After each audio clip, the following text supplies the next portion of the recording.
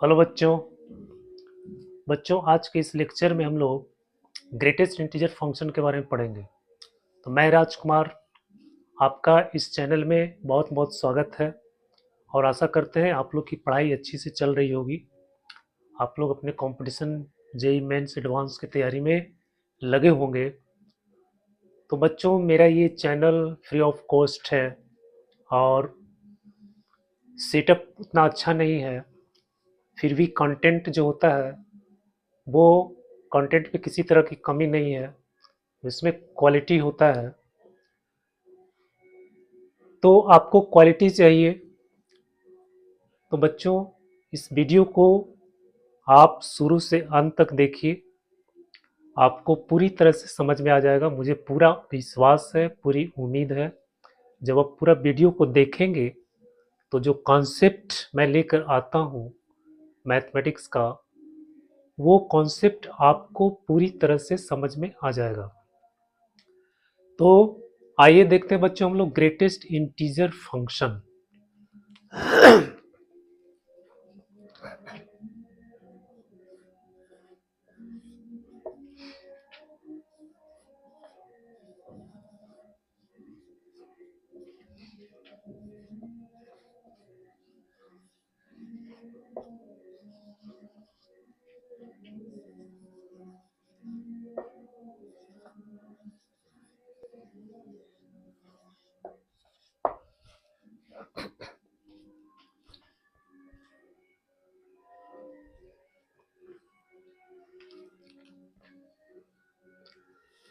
बच्चों greatest integer function है, इसको हम लोग शॉर्ट में GIF भी बोलते हैं। GIF, इसको फ्लोर फंक्शन भी बोला जाता है और स्टेप अप फंक्शन भी बोलते हैं।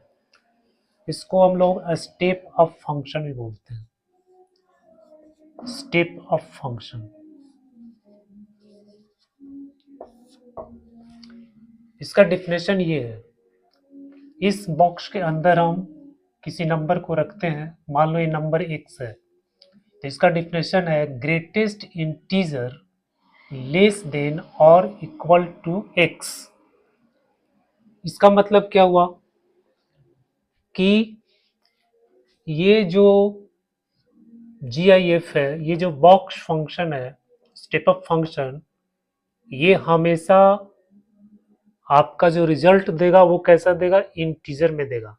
कह रहा ग्रेटेस्ट इंटीजर लेस देन और इक्वल टू x, यानी ऐसा इंटीजर जो x के बराबर है या फिर x से जितने भी छोटे इंटीजर्स है उसमें जो सबसे बड़ा है वो हो गया आपका ग्रेटेस्ट इंटीजर। तो इसको हम लोग इस तरह से समझते हैं, जैसे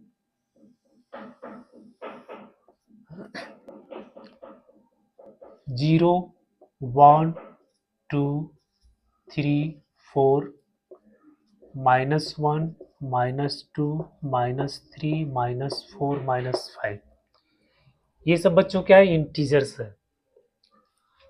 अब मान लो कि x का वैल्यू हम लोग रखते हैं, यहाँ पे 2 रखते हैं। अब ये इंटीजर यहाँ पे कितना 2 है, तो 2 से पहले जो इंटीजर है 1 0 -1 -2 -3, ये सब इसके पहले का इंटीजर है, लेकिन ये खुद इंटीजर है। कह रहा है equal to x, greatest integer less than और इक्वल टू x। तो यहाँ पे 2 है, तो इसका जो रिजल्ट आएगा, जो आउटपुट होगा वो बच्चों क्या हो जाएगा 2।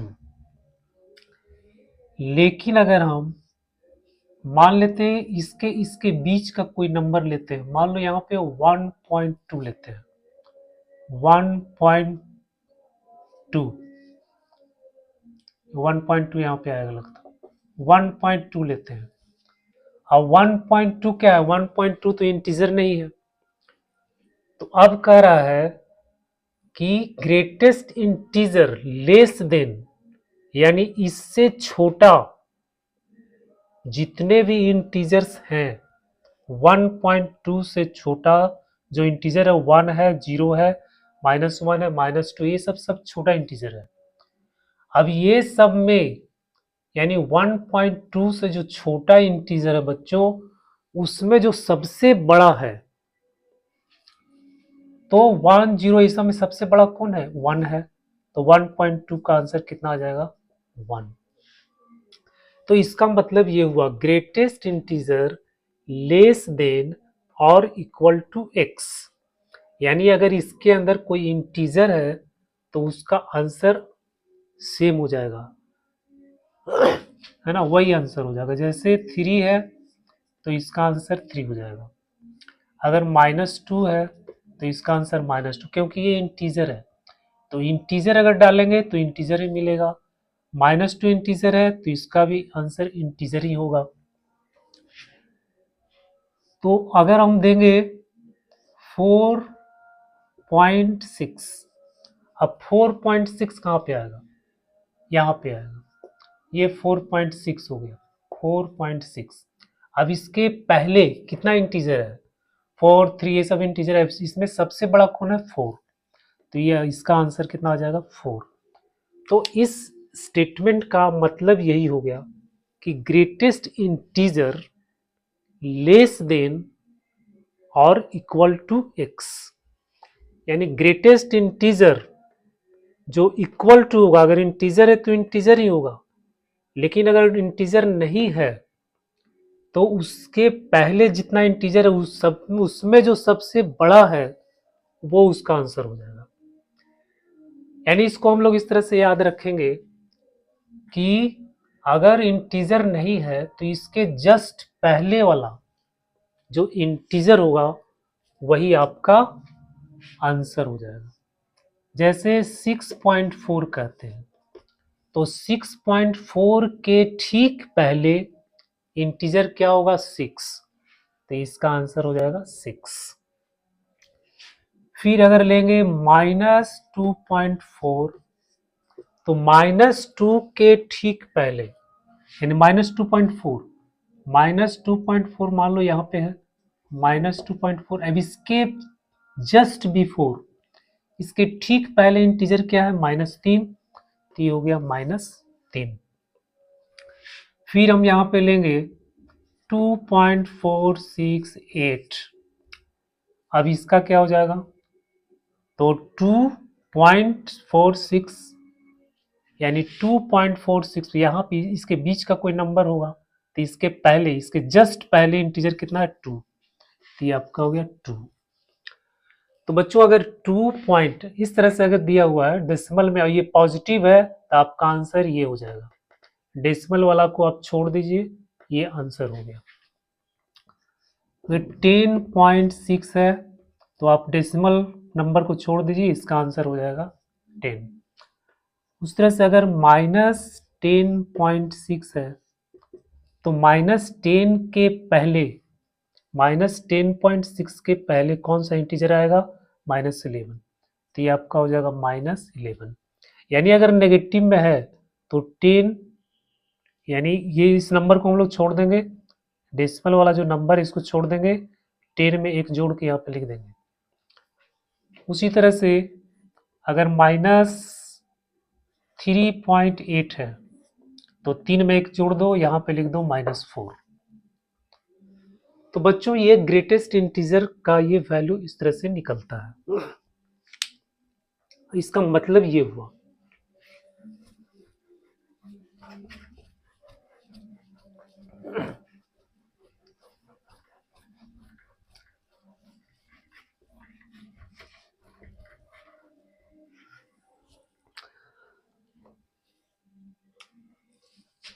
अब देखते हैं ग्रेटेस्ट इंटीजर,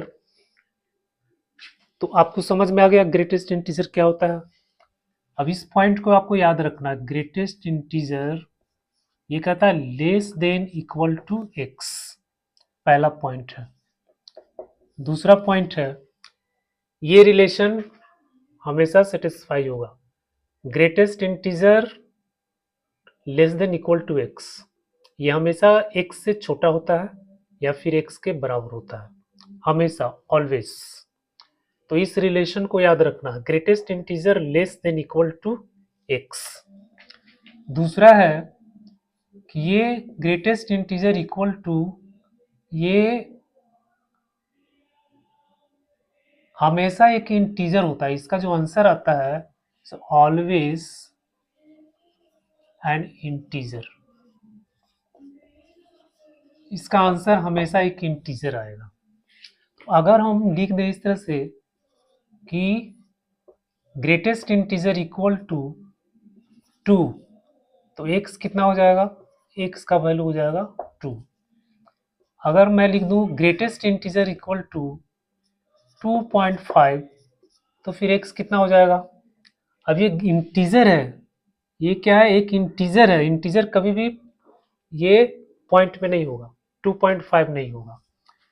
तो इसका मतलब है कि x का कोई भी ऐसा वैल्यू नहीं है जो 2.5 का रिजल्ट देगा, ठीक है। तो ये नो सॉल्यूशन इसका हो जाएगा, x इक्वल टू 5, इसका कोई आंसर नहीं होगा।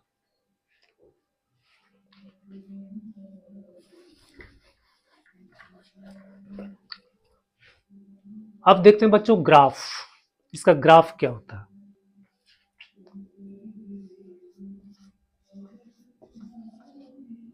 ग्राफ ऑफ GIF,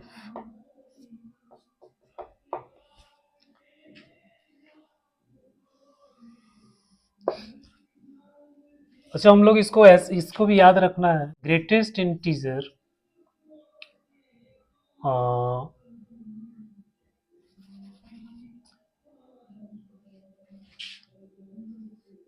if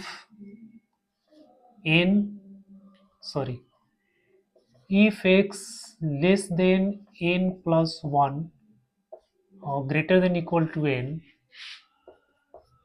तो जो GIF हो जाएगा इक्वल हो जाएगा n। यानी कहने का मतलब है कि अगर यहाँ पे 0 है, लेस देन x और यहाँ पे 1 है, यानी x का वैल्यू 0 1 के बीच में है पर 1 नहीं है, तो इसका जो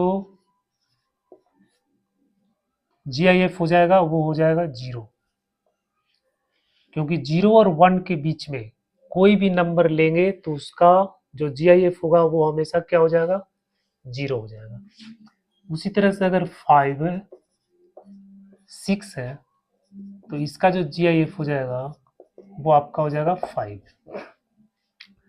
तो इस कॉन्सेप्ट को भी याद रखना।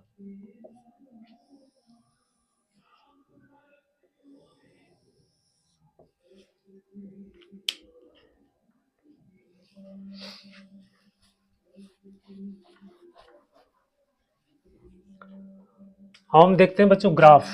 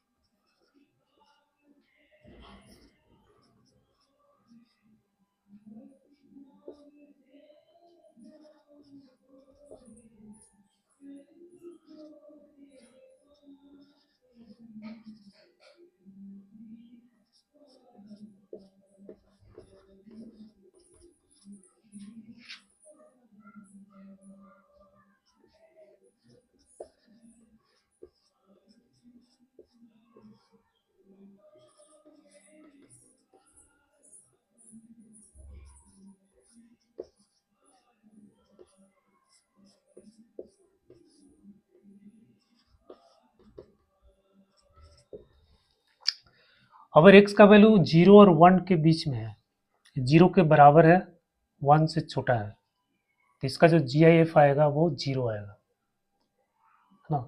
यानी 0 यहाँ पे इंक्लूडेड है और 1 इंक्लूडेड नहीं है। तो ये जो ग्राफ हुआ यहाँ से यहाँ तक, ये 0 और 1 के बीच में कोई भी नंबर लेंगे तो उसका, और 0 इसमें इंक्लूड करेंगे तो इसका जो GIF आएगा वो 1 आएगा। फिर अगर नंबर 1 और 2 के बीच में है, जिसमें 1 x greater than equal to 1 less than 2 है, तो इस स्थिति में GIF इक्वल टू 1 हो जाएगा। तो GIF का वैल्यू यहाँ, x का वैल्यू 1 पे ये वैल्यू हो जाता है 1। x का वैल्यू अगर 1 है तो GIF का वैल्यू 1 होगा। x का वैल्यू अगर 1.2 है तो GIF का वैल्यू 1 होगा। x का वैल्यू 1.3 है तो GIF का वैल्यू 1 होगा। x का वैल्यू 1.5 है तो GIF का वैल्यू 1 होगा। तो इस तरह से इसका ग्राफ बन गया ये। इसमें अब 2, x का वैल्यू 2 रखेंगे तो GIF का वैल्यू 2 हो जाएगा। x का वैल्यू 2 रखेंगे तो GIF का वैल्यू 2 हो जाएगा। x का वैल्यू 2.1 रखेंगे तो GIF का वैल्यू 2 हो जाएगा। x पॉइंट 2.3 रखेंगे तो इसका वैल्यू 2 हो जाएगा। x का वैल्यू अगर 2.5 रखेंगे तो GIF का वैल्यू 2 हो जाएगा। तो इस तरह से ये लाइन यहाँ से यहाँ तक, ये जो ग्राफ है, ये इसके बीच के नंबर का ग्राफ है, 2 और 3 के बीच का ग्राफ है। तो इस तरह से ये बच्चों हर इंटीजर पे जो है इसका ग्राफ चेंज हो रहा है। उस तरह से x का वैल्यू -1 और 0 के बीच लेंगे, -1 और 0 के बीच में लेंगे तो इसका GIF कितना आएगा, -1 आएगा, जिसमें 0 को इंक्लूड नहीं करेंगे क्योंकि 0 पे ये 0 हो जाएगा। तो ऐसे जो है इस तरह से इसका ग्राफ बनता है। यहाँ पे ये इंक्लूड नहीं है, ये इंक्लूड है। तो बच्चों ये एक स्टेप के जैसा बन रहा है, सीढ़ी के जैसा बन रहा है, इसलिए इसको स्टेप अप फंक्शन भी बोला जाता है। तो GIF का ग्राफ इस तरह से होता है।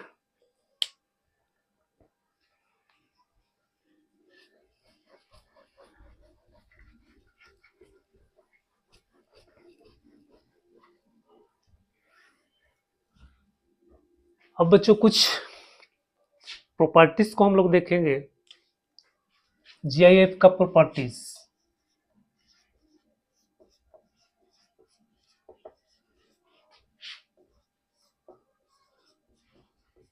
Properties of GIF। First property,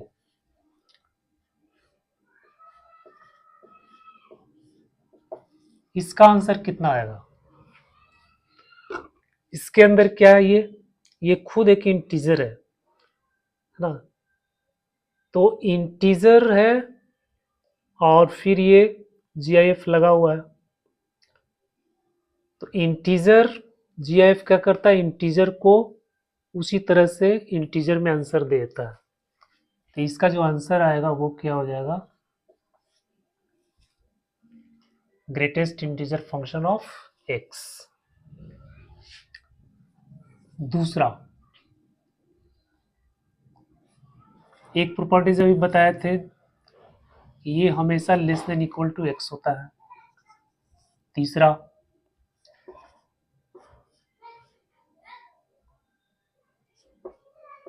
plus minus equal to, इसका वैल्यू बच्चों 0 होता है। कब होगा, जब x बिलोंग्स टू i, और -1 होगा जब x does not belongs to i। अगर यहाँ पे इंटीजर रखेंगे तो ये दोनों का सम 0 आ जाएगा। अब अगर ये इंटीजर नहीं होगा तो इसका सम -1 आ जाएगा। जैसे अगर यहाँ पे 2 रखते हैं प्लस फिर -2, तो इसका तो GIF 2 हो जाएगा, इसका GIF -2 यानी 0 हो गया। ये दोनों क्या है, इंटीजर है। तो प्लस और ये माइनस, अगर इस तरह से सम करेंगे तो इसका वैल्यू क्या आ जाएगा, 0। तो अगर इंटीजर है तो हम इसको ऐसे भी लिखेंगे, इस तरह से। यानी G I of X equal to minus G I F of minus X. उसके बाद माइनस है जब इंटीजर नहीं है, जैसे यहाँ 2.5 है प्लस माइनस 2.5, तो 2.5 का क्या हो जाएगा 2, अब प्लस, अब माइनस 2.5 का क्या होता है -3, तो ये आपका आ गया -1। तो G I F of x plus G I F of minus X equal to -1 if X not equal to I. समझ में आ गया?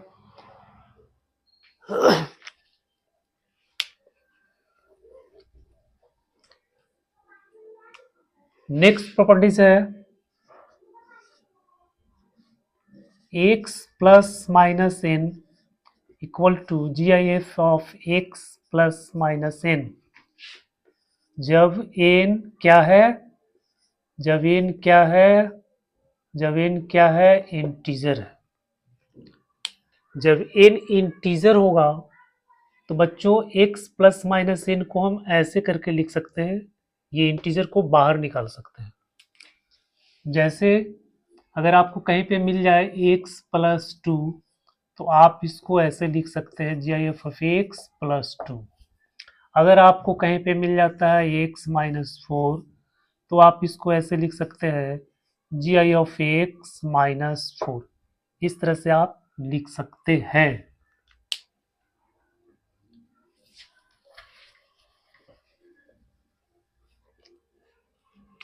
फिर है प्रॉपर्टीज 5 जो है ये इनइक्वलिटी पे है। G I F of X greater than equal to N, तो x क्या होगा, x हो जाएगा greater than equal to N, जहां n बिलोंग्स टू i।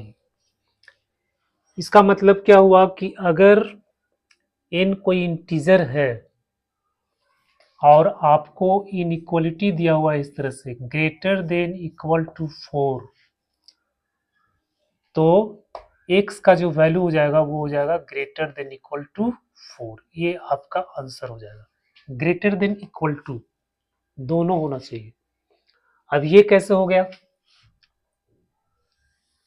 तो बच्चों यहाँ पे ये 4 है, ठीक, यहाँ पे 3 है, यहाँ पे 5 है। अब आप चेक कीजिए x का ये जी आई एफ जो है वो कहता 4 होना चाहिए या 4 से बड़ा होना चाहिए, यानी दो चीजें इसमें, ग्रेटर देन 4 और इक्वल टू 4, दोनों चीज है, ग्रेटर देन भी है इक्वल टू भी है।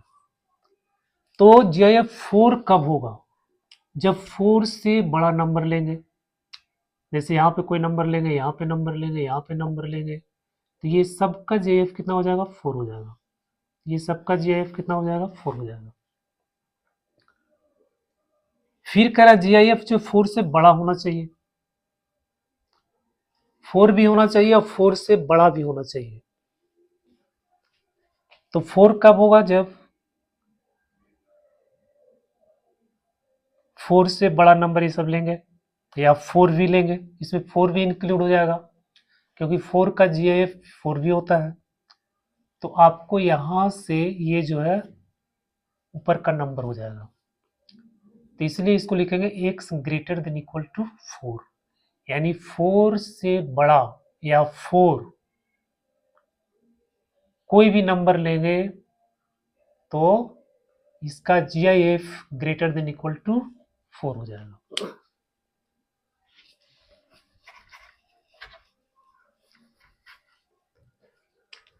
अब यहां पे 6 है, सिर्फ ग्रेटर देन n है, तो x greater than n plus 1 हो जाएगा जब n बिलोंग्स टू i। अब इसको हम लोग समझते हैं, G I F of X greater than n, तो x क्या हो जाएगा n प्लस 1 हो जाएगा। आइए इसको देखते हैं हम लोग। मान लो कि यहाँ पे दिया हुआ है G I F of X greater than 2 दिया हुआ है इस तरह से, ये 2 हो गया, ये 1 हो गया, ये 3 हो गया। कह रहा 2 से बड़ा होना चाहिए, GIF 2 से बड़ा होना चाहिए, बराबर नहीं होना चाहिए, यानी 2 इसमें नहीं होगा।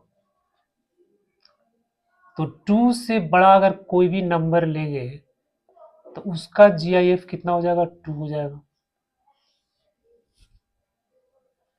अगर हम 3 लेते हैं तो 3 का GIF कितना हो जाएगा, 3 हो जाएगा।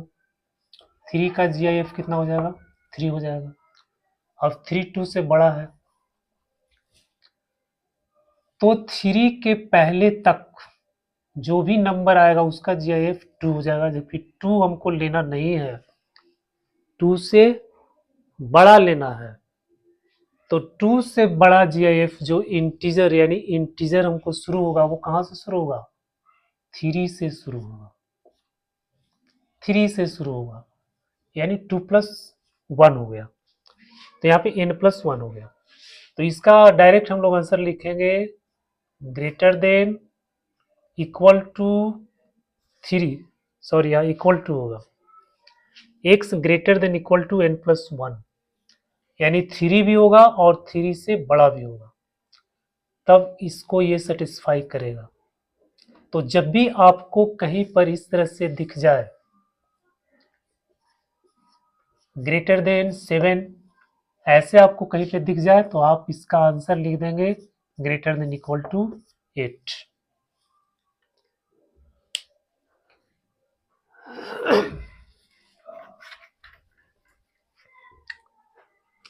Seven, GIF of x less than equal to n, ये होता है x less than n plus 1। अब इसको हम लोग समझते हैं less than equal to n, जहां n क्या है, एक इंटीजर्स है। तो अगर आपको दिया हुआ है GIF less than equal to 3, तो अब इसको देखते हैं कैसे होगा। 3 2 4, कह रहा है 3 होना चाहिए, 3 होना चाहिए और 3 से छोटा होना चाहिए, यानी ये 3 भी होगा और 3 से छोटा भी होगा। तो 3 GIF कब आएगा, जब नंबर 3 से बड़ा होगा, यानी 3 से जो भी नंबर बड़ा होगा, ये सब 3 और 4 के बीच में, ये सब का GIF कितना आ जाएगा, 3 आ जाएगा। 4 का GIF 4 हो जाएगा। 3 से छोटा होना चाहिए, तो यहाँ पे क्या हो जाएगा, x का वैल्यू कितना हो जाएगा, x का वैल्यू हो जाएगा लेस देन 4, यानी 4 से छोटा। 4 से छोटा जो भी वैल्यू लेंगे उसका GIF 3 होगा, या फिर 3 से छोटा हो जाएगा। तो x लेस देन कितना हो गया, n प्लस 1। तो इसका जो आंसर हम लोग लिखेंगे x less than 4, GIF x less than equal to 3, तो x लेस देन 4। 8 में देखते हैं, ये लेस देन n, तो x लेस देन n हो जाएगा, n बिलोंग्स टू I।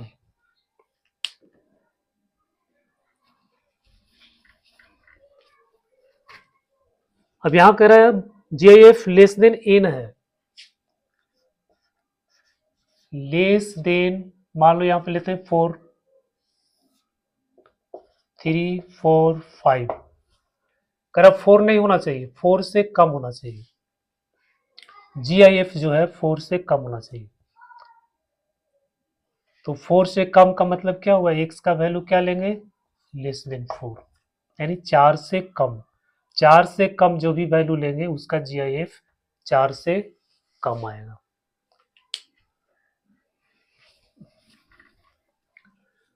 तो बच्चों ये ग्रेटेस्ट इंटीजर फंक्शन का कुछ इंपॉर्टेंट ये सब प्रॉपर्टीज है, इस प्रॉपर्टीज को आप लोग को ध्यान में रखना है।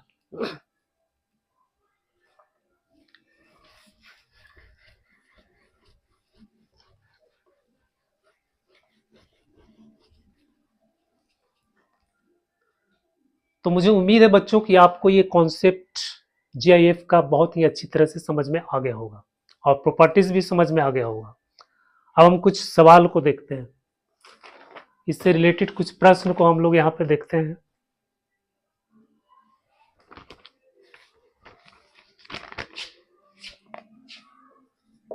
क्वेश्चन है फाइंड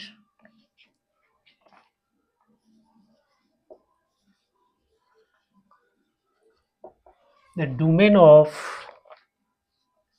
फंक्शन कॉस इनवर्स इतना, इसका डोमेन फाइंड करना है। डोमेन का मतलब क्या हुआ, एक्स का वैल्यू फाइंड करना ना। एक्स का कौन कौन सा वैल्यू यहाँ रखेंगे जिसके लिए ये cos inverse GIF of x satisfied होगा। तो यहाँ पे ग्रेटेस्ट इंटीजर फंक्शन लगा हुआ है। अब कॉस इनवर्स बच्चों, कॉस इनवर्स एक्स जो है ये डिफाइन कब होता है, जब एक्स का value less than equal to 1 और ये -1 होता है। एक्स के बदला में यहाँ पे दिया हुआ है जीआईएफ ऑफ एक्स। तो ये डिफाइन कब होगा, जब ये क्या हो जाएगा लेस देन इक्वल टू 1 और ये हो गया -1। अब यहाँ पे देखिए कि जो प्रॉपर्टीज अभी बताए थे उस प्रॉपर्टीज को देखिए, इतना लेस देन n था, less than equal to n, तो x यहाँ पे क्या होता था, x less than n plus 1 होता है। तो इस पार्ट को अगर हम लोग देखेंगे, इस पार्ट को G of x less than equal to 1, तो यहाँ पे इसका क्या हो जाएगा, x less than n plus 1 यानी x लेस देन 2 हो गया। 1 में 1 जोड़ देंगे 2 हो गया। अब यहाँ पे क्या ग्रेटेस्ट है, इक्वल टू -1 है। G I F greater than equal to -1। तो जब ग्रेटर देन होता है तो ये एज इट इज हो जाता है लेस देन -1। तो आपका ये हो गया -1, यानी x बिलोंग्स टू -1 2, ये आपका आंसर हो गया। तो इस प्रॉपर्टीज को अच्छी तरह से आपको दिमाग में बैठा लेना है। ये काफ़ी हेल्पफुल प्रॉपर्टीज है डोमेन निकालने में, रेंज निकालने में। अगर कहीं पर भी ये जीआईएफ का प्रयोग किया जाता है तो आप इस प्रॉपर्टीज का उपयोग कर सकते हैं। नहीं तो अगर ये प्रॉपर्टीज को आप अच्छे से अगर नहीं समझते हैं तो आप कंफ्यूज कर जाएंगे, आपको कंफ्यूजन हो जाएगा। इसलिए इस प्रॉपर्टीज को, जो भी प्रॉपर्टीज बताया गया है, तो उस प्रॉपर्टीज को अच्छी तरह से आपको दिमाग में बैठा लेना है।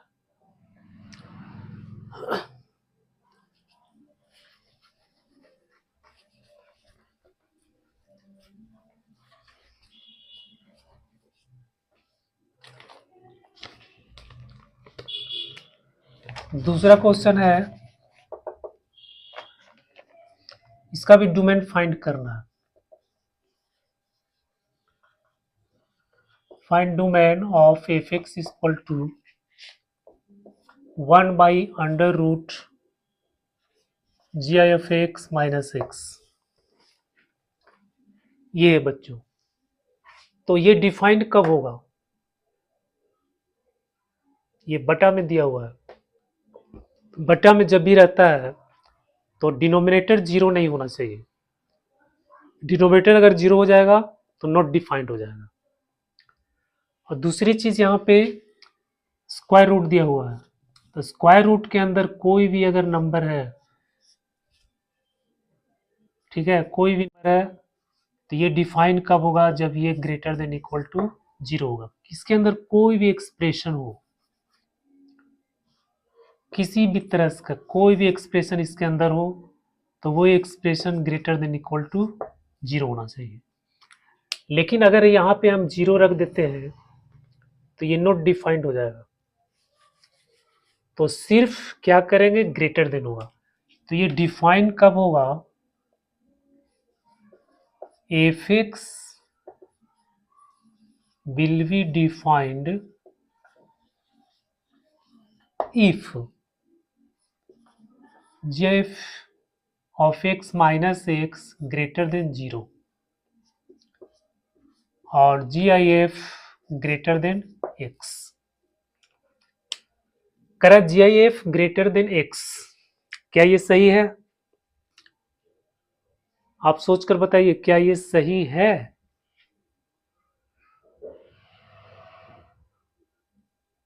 क्या लग रहा, सही है?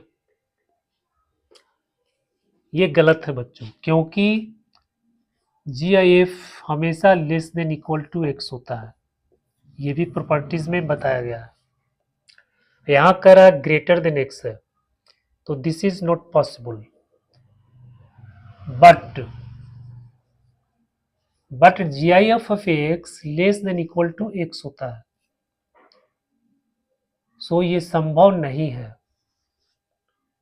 तो x का वैल्यू क्या हो जाएगा, 5, x इक्वल टू 5, यानी इसका कोई भी सॉल्यूशन नहीं हो, कोई भी डोमेन नहीं हो, कोई भी इसका डोमेन नहीं होगा।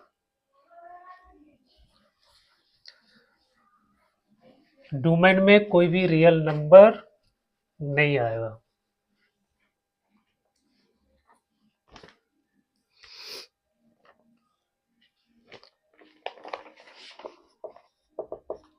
तीसरा क्वेश्चन है,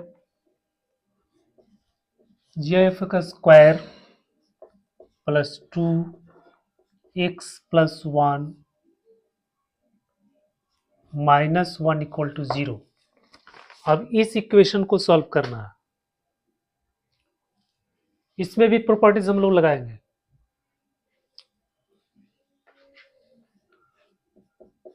ये हो जाएगा G I F of square plus 2। अब यहां पे देखिए, इसमें प्रॉपर्टीज क्या बताए थे, एक्स प्लस माइनस एन, ये होता है G I of x plus minus N, यानी जो इंटीजर है उसको हम बाहर निकाल देते हैं। तो यहाँ पर भी इंटीजर 1, इसको हम लोग बाहर निकाल सकते हैं। तो हो जाएगा G I of x plus 1 minus 1 equal to 0। तो हो जाएगा G I of S square plus 2x plus 2 minus 1 equal to 0। ये आपका हो गया square plus 2 plus 1 equal to 0। तो ये square plus 2a plus B के स्क्वायर के फॉर्मूला में आ जाएगा, तो इतना प्लस 1 का होल स्क्वायर इक्वल टू 0। तो G I F plus 1 equal to 0, तो G I F X equal to minus 1। अब बताइए कि x का वैल्यू क्या होगा। आंसर क्या है, इंटीजर है, तो x का वैल्यू क्या होना चाहिए, इंटीजर, यानी x इक्वल टू माइनस 1। ये आंसर हो गया, क्योंकि जब माइनस 1 रखेंगे तो ये आंसर भी माइनस 1 आएगा।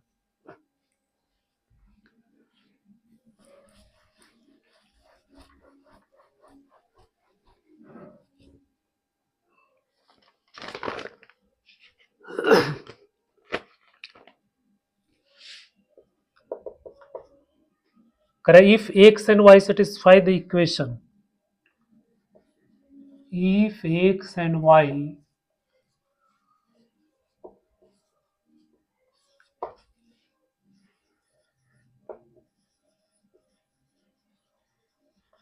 satisfy the equation y equal to x plus 3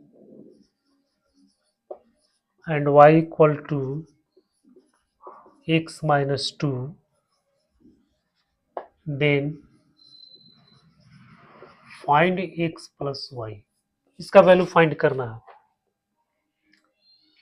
करा एक्स वाई दोनों इक्वेशन को सेटिस्फाई करता है तो इसका वैल्यू फाइंड कीजिए। तो y इक्वल टू इतना है, y इक्वल टू इतना है, तो इसको हम इसके बराबर कर देंगे, तो जाएगा 2x plus 3 equal to 3x minus 2 हो गया 2x G of x plus 3 equal to, और फिर यहाँ पे प्रॉपर्टी से लगाना है। तो ये इंटीजर है तो इंटीजर बाहर हो जाएगा, 3 और 3 टू 6 माइनस 6, फिर इसको इधर ले जाएंगे 2 जी आई एफ एक्स, इसमें से ये माइनस हो जाएगा तो बच जाएगा इतना, इसको इधर ले आएंगे तो हो जाएगा 9। तो G I F of X equal to कितना हो गया 9। अब ये 9 आ रहा है यहाँ पे,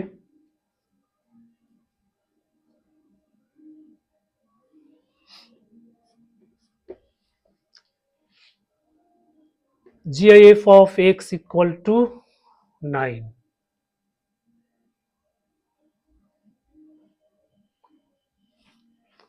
सॉरी बच्चों, पिछले वाला जो सवाल था उसमें G I F X equal to -1 आ रहा है, तो ये जो -1 आ रहा है, I am very very very sorry. तो ये -1 कब आएगा, जब x लेस देन 0 और ये -1 होगा, इसका आंसर ये आएगा। ठीक है, तो G I F X equal to -1, तो x का वैल्यू ये आएगा। तो यहाँ पे G I F equal to दिया हुआ 9। अब ये वैल्यू हम इसमें पुट करेंगे तो y इक्वल टू हो जाएगा 2 इंटू 9 प्लस 3, ये आएगा 21। हम निकालेंगे x प्लस वाई, तो x प्लस y का वैल्यू आ गया 21।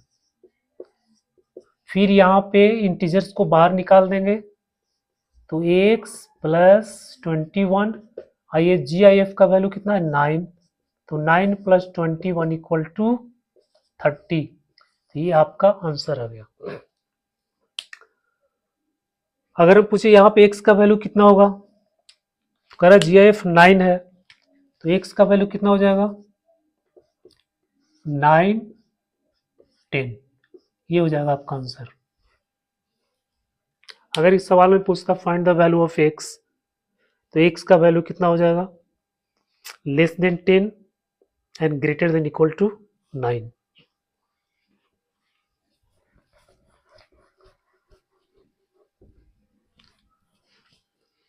तो बच्चों, आज के लेक्चर में हम लोगों ने बहुत ही अच्छी तरह से ये जीआईएफ के बारे में पढ़ा, ग्रेटेस्ट इंटीजर फंक्शन के बारे में। मुझे पूरा उम्मीद है कि आपको ये पूरी तरह से पसंद आएगा, अच्छी तरह से समझ में आ गया होगा कॉन्सेप्ट। अगर ये कॉन्सेप्ट अच्छी तरह से समझ में आ गया तो प्लीज़ उसको लाइक कीजिए, सब्सक्राइब कीजिए, कमेंट कीजिए। अब वीडियो को पूरा देखिए, जब तक आप पूरा तरह से नहीं देखेंगे तब तक कैसे समझ में आएगा। जब हम किसी की बात को पूरी तरह से नहीं सुनेंगे तो फिर हम कैसे समझेंगे। तो समझने के लिए किसी की बात को पूरी तरह से सुनना जरूरी है, तो जब आप उसको सुनेंगे तभी आपको समझ में आएगा।